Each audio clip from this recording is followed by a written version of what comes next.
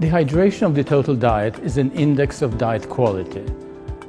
The more water in the diet, the better the diet is from the standpoint of nutrients.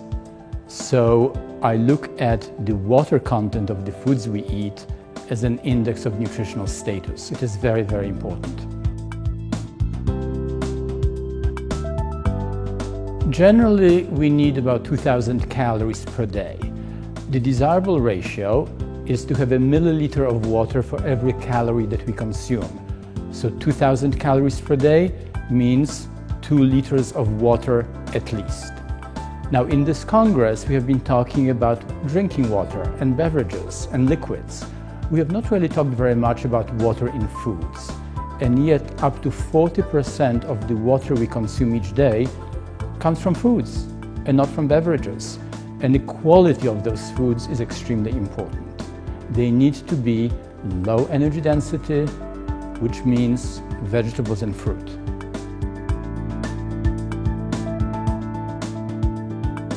We need to drink about 2 to 2.5 liters of water for adults. In America, actually, the recommendations are even higher.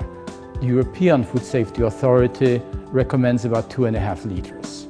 So, that water can come from drinking water, it can come from beverages, caloric and non-caloric, and it can come from foods. So let's talk about the foods.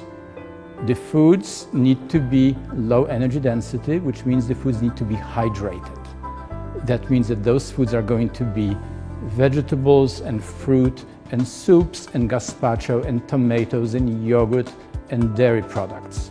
So when you want to be well nourished, look at the water content of the foods that you consume. On one hand, you have foods that are dry, and on the other hand, you have foods with a high water content. Go for the foods with a high water content every time.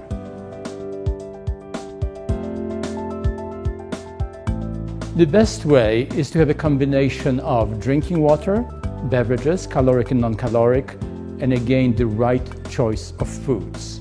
Because the right choice of foods will give you fewer calories, more volume, more bulk, greater satiety, and more vitamins and minerals.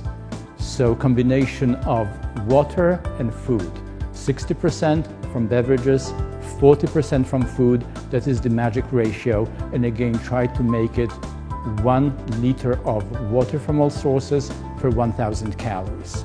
So this is the way to go. And I think that this is the way to combat obesity, which has to do with the consumption or overconsumption of dry, energy-dense foods.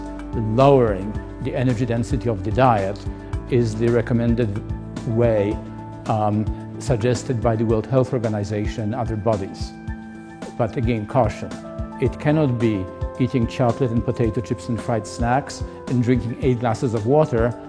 The water has to come from foods. That is the secret. That 40% is extremely important.